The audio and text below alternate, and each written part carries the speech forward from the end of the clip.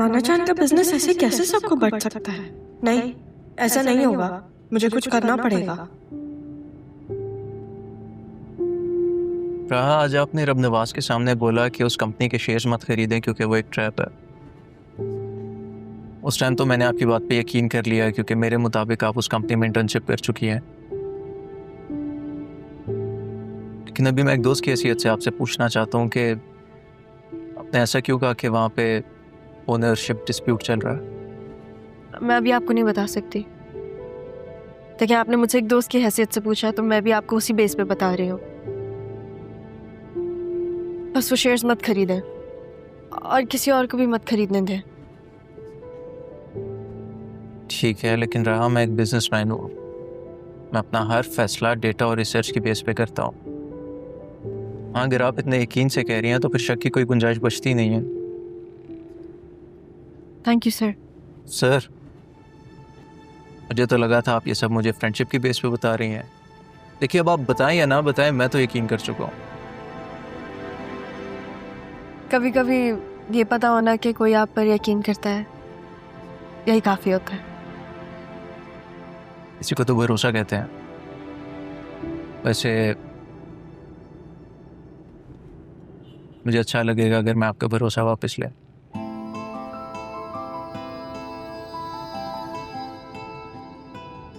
वैसे आज का टेक अवे ये था कि बिजनेस में दूसरे की बात भी पहले सुन लेनी चाहिए। Miss honest. आप मुझे कोई और नाम दे दें। ये तो वैसे मुझे कहना चाहिए क्योंकि मेरा नाम आपने बांगलू रखा हुआ है। अच्छा, आप मुझे शर्मिंदा कर रहे हैं। आपके चेहरे पे मैं शर्म हया तो देख सकता हूँ, लेकिन शर्मिंदगी कभी भी नहीं। क्या मेरी स्पेशल दोस्त है? दोस्ती में स्पेशल का मतलब खतरों से खेलना होता है। हो सकता है, लेकिन जो खतरा दिल को भी अच्छा लगे उस खतरे को उठाने में कोई हर्ज नहीं। मेरा घर ना रास्ते में ही आता है। आप मुझे घर ड्रॉप कर दें। ओके दोस्त। मैंने जान के मारिया को कुछ दिन रुकने का कहा था ताकि इस केस के बारे में मैं मज़ीद मालूमात हासिल कर लूँ। अच्छा, तो फिर क्या पता लगा? जेन्युइन केस है। आज बुलाया मैंने मारिया को, बतूल से भी कह दिया, क्योंकि मेरे मिलने से ज़्यादा उन दोनों का आपस में मिलना बहुत ज़रूरी है।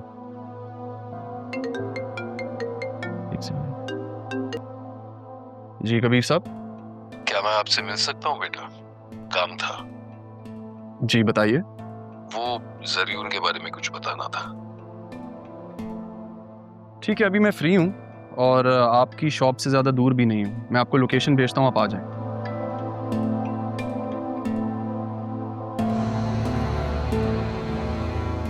खैर, तो मैं यही सोच रहा था कि अब ये केस जो है ब्रो सीरियस हो गया, क्योंकि केस जेन्युइन है और मुझे चीज़ों का पता लग गया। सही है।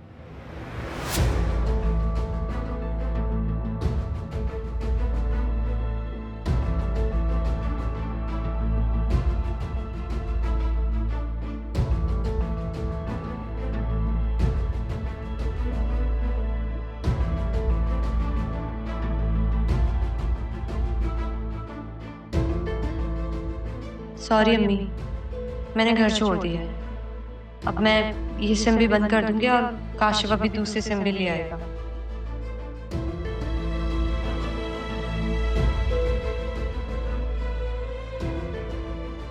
हेलो काशिफ, कहाँ पे हो तुम? मैं कराची लैंड कर चुका हूँ, बस आ रहा हूँ, रास्ते में हूँ। मौलवी को लेकर आता हूँ तुम्हारे पास। तुम थोड़ा सा इंतजार करो, थोड़ा सा, बस मैं आ गया।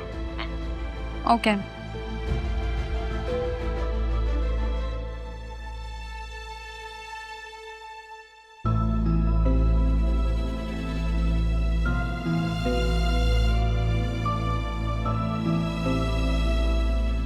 भाई ये सारी बातें तो हो गई एक तरफ, ये बता शादी का क्या सीन है?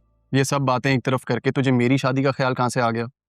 बस यार, तेरी भाभी है ना, वो हमेशा पूछती रहती है कि अरमान भाई का इरादा बदला कि नहीं, और तो और वो अपनी बहन को भी यहाँ लाने का सोच रही है।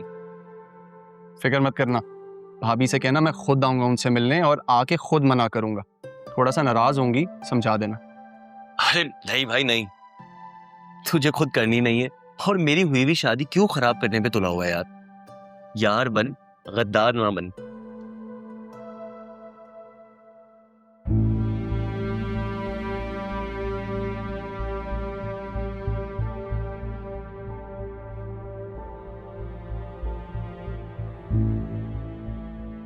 क्या हुआ? आप परेशान लग रही हैं।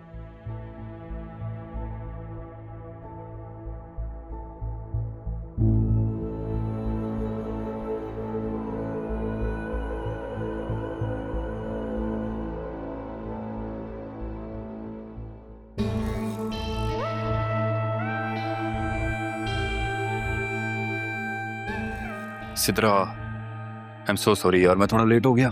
शुक्र है काशिफ तुम आ गए। बस यार सेट चल रहा है, तेरी जैसी किस्मत। अबे नहीं bro, ये तो बस तुम्हें पता है दुआएं होती हैं इस तरह। अरमान, एक सेकंड।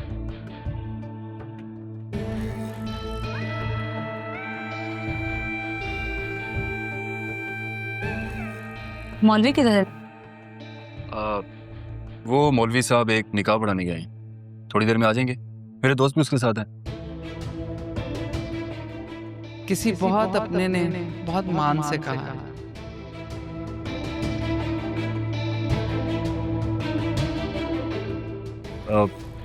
तब तक हम लोग रेडी हो जाते हैं, रूम में चले। बहुत थक चुका हूँ यार मैं। नहीं काशिफ तुम जाओ, मैं यहाँ ठीक हूँ, तुम फ्रेश होकर आ जाओ। मैं समझी नहीं।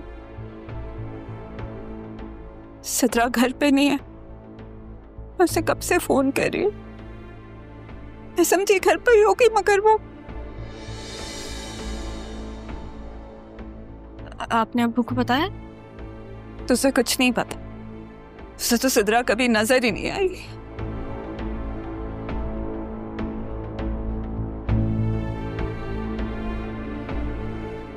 तुम कुछ कर सकती हो प्लीज। तुम तो बड़े बड़े बहुत सारे अहम लोगों को जानती हो ना। वो जो असिस्टेंट कमिश्नर था जिसने कबीर को थाने से भी निकाला था, उससे बात करो प्लीज। मेरी बेटी को वापस ले आओ।